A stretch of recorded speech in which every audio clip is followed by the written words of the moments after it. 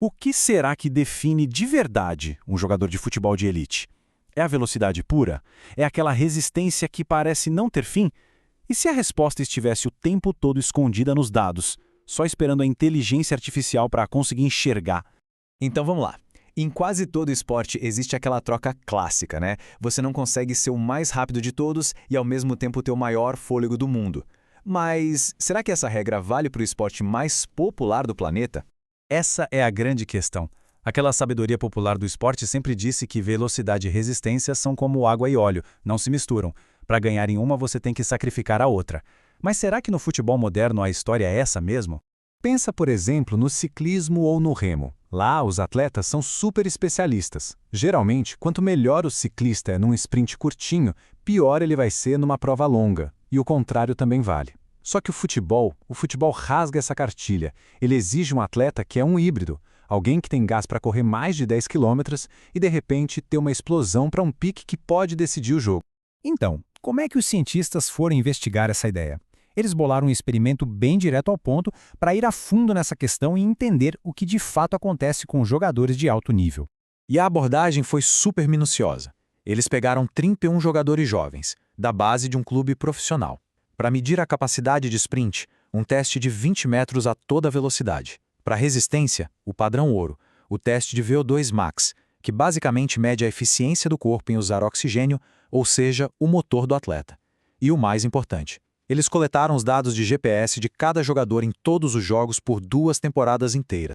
Ok, com essa montanha de dados na mão, como é que se encontra algum padrão que faça sentido? A resposta foi usar uma ferramenta muito poderosa, o aprendizado de máquina. Pensa nisso como uma espécie de chapéu seletor digital para atletas. A técnica específica tem um nome, é a clusterização K-means. E o genial disso é que, em vez dos pesquisadores dizerem para o computador o que procurar, o algoritmo simplesmente analisa todos os dados sozinho. Ele encontra os jogadores que têm perfis físicos e de desempenho parecidos e agrupa eles, sem se preocupar nem um pouco com a posição que eles jogam em campo. E o que será que esse chapéu seletor descobriu? Ele não achou um nem dois, mas sim 3 tipos de jogadores muito bem definidos, que estavam ali escondidos nos dados. O resultado é muito claro visualmente. Cada ponto aí é um jogador e olha só como o algoritmo separou eles em 3 nuvens bem distintas, sem uma se misturar com a outra. São 3 perfis físicos que surgiram naturalmente dos dados, sem nenhuma interferência humana. Então vamos conhecer esses grupos. O primeiro, chamado de SPR, era o dos velocistas. 4 jogadores com uma capacidade de sprint absurda e que realmente usavam essa velocidade no jogo. O segundo grupo, o END, era o dos motores de resistência. 6 atletas com uma capacidade aeróbica fantástica que corriam distâncias enormes em alta intensidade. E por fim, o maior grupo com 14 jogadores, o AVG, que foi chamado de híbridos, um pessoal que não se destacava absurdamente em nenhuma das duas coisas. Olha só o que define um velocista. O gráfico da esquerda mostra que o grupo azul, o SPR, foi de longe o mais rápido no teste de 20 metros. E o da direita confirma que isso se reflete no campo. Eles corriam muito mais em velocidade máxima durante os jogos. Ou seja, a capacidade do laboratório e a performance no jogo batendo perfeitamente.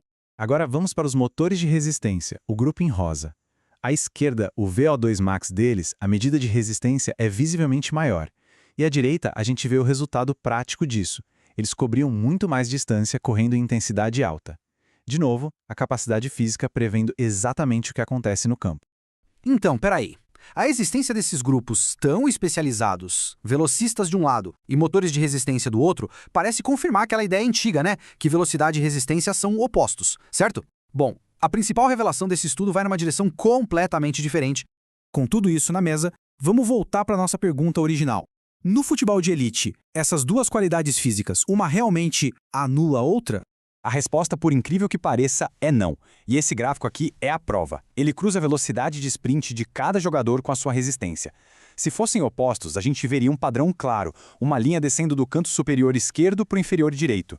Mas o que a gente vê é uma nuvem de pontos espalhada. Não tem padrão nenhum.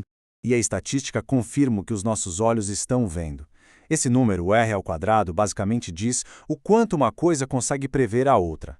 Se fosse perto de 1, a conexão seria forte. E um valor de 0,086? Isso significa que a velocidade de um jogador explica menos de 9% da sua resistência.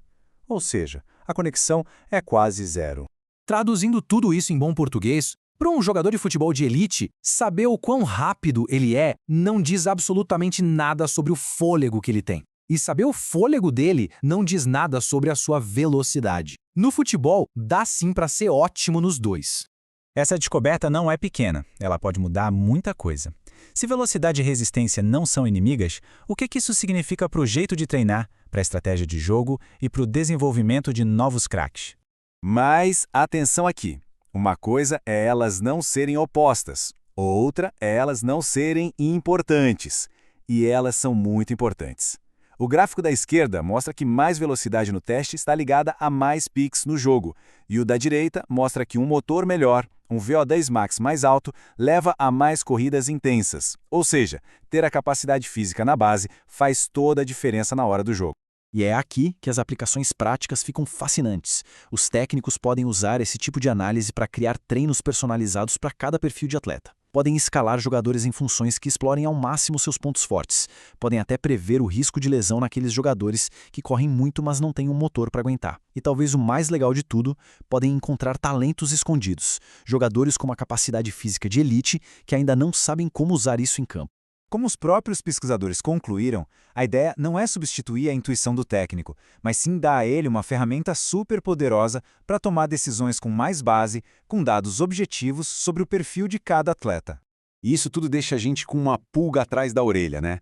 Conforme a tecnologia avança, o sucesso no futebol vai depender mais do talento bruto, da genialidade ou da otimização de cada detalhe físico guiada por dados.